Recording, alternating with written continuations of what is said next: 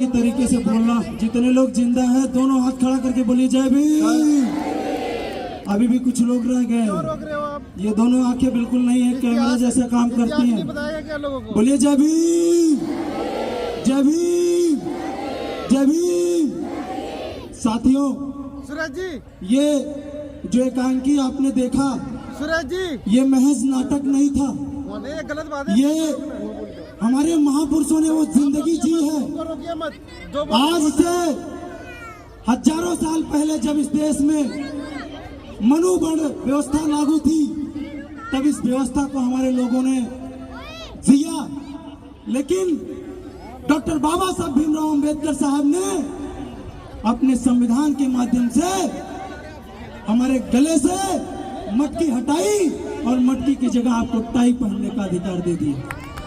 साथियों, ये कमर में जो झाड़ू बंधी थी, बाबा साहब ने उस झाड़ू को हटाया और आपको बेल्ट पैंट पहनने का अधिकार दे दिया। साथियों, ये रहमो करम किसी की बदौलत नहीं है, ये बाबा साहब की बदौलत है। इसलिए मैं एकांकी के माध्यम से बताने का काम किया कि यहाँ बहुत सारे लोग, पढ़े लिखे नौजवान, सम्मान, सारे लोग, महिलाएं, सब लोग इकट्ठा हैं।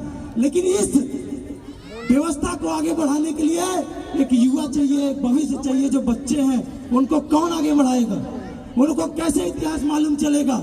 इस इतिहास को आगे बढ़ाने के लिए मैंने अपने कमर में झाड़ू बांधी, गले में मटके टांगे और आप सम्मान से सामाजिक मंच पर आकर के ये लोगों को दिखाने का प्रयास किया। साथियों, अगर समाज को जागरूक करने के लिए मैंने प्रण लिया है, अगर साड़ी भी पहनना पड़ जाए तो साड़ी भी पहनने के लिए इंजीनियर विकास आजाद तैयार रहेगा। साथियों, मैं अपना परिचय बताना चाहूंगा। मैंने आईआईटी कानपुर से बीटेक किया हुआ है और आपके दिल्ली यूनिवर्सिटी में जूनियर असिस्टेंट के पद पर काम कर रहा हूं। लेकिन बाबा साहब ने कहा था कि शिक्षित बनो, संगठित रहो, संघर्ष करो।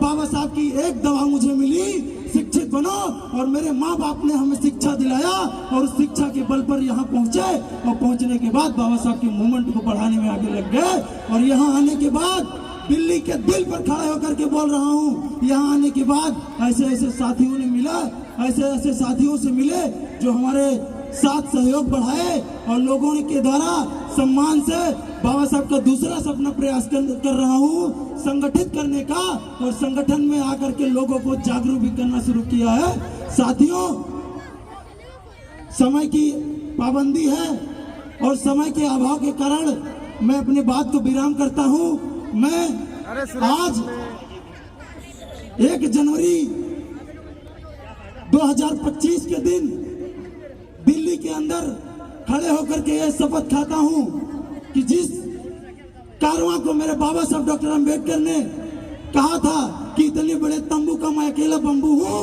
अगर मैं इस कारवां को इतना आगे ले आया, मेरे लोग अगर इस कारवां को आगे नहीं ले जा सकते तो पीछे मत जाने देना।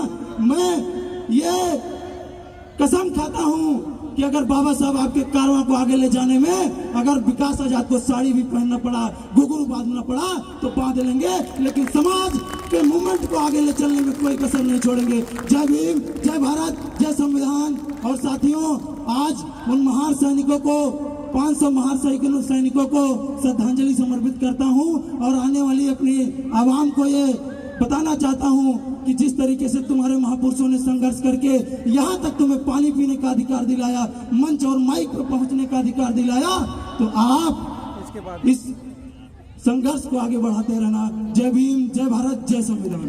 कमल ताड़े जी विकास जी का सम्मान करें। इंजीनियर और भाई इंजीनियर विकास जी है और इस सर्दी के मौसम में बनियान पर आपको अपनी परफॉर्मेंस देने के बाद जो ताली तो बजाइए। ताली में कंजूसी क्यों करोगे? देखिए, थोड़ा हमको खुद को, मैं अपने ऊपर ही कहूंगा कि हमको शायद एक वहम होता है कि हम बाबा साहब का सपना पूरा करेंगे। अरे हम बाबा साहब के कर्जे पे पलने वाले, बाबा साहब के वजीफे पे पलने वाले, बाबा साहब की स्कॉलरशिप पे पढ़ने वाले, हम मंचों से कह देते बाबा साहब का सपना पूरा करेंगे। भाई कम से कम ये चीज कहना चाहिए हमें कि हम बाबा साहब का जो कारवा है उसको हम थोड़ा सा खिसकाने का काम कर रहे हैं, हल्का सा। तो हमको सभी को इस चीज का विशेष ध्यान रखना है कि जो अभी परफॉर्मेंस दी थी अभी जो परफॉर्मेंस दी थी भाई इंजीनियर विकास आजाद ने, इस व्यवस्था के खिलाफ जो प्रतिक्रिया थी उस समय की, उसका हम सेलिब्रेशन कर रहे हैं शौर्य दिवस का। और उसी को देखते हुए कि ये व्यवस्था दोबारा ना आ जाए, तो बाबा साहब ने रोते हुए 23 सितंबर 1917 में संकल्प लिया था बड़ोदरा में कि ये व्यवस्था दोबारा ना आ जाए, इसलिए मैं छुआछूत को जड़ से खत्म करूंगा। इसीलिए संविधान में सभी को अधिकार दिए, मानवता के तौर पर सभी को। तो इसलिए हमें ये चीज सोचना चाहिए कि मन से बोलने से पहले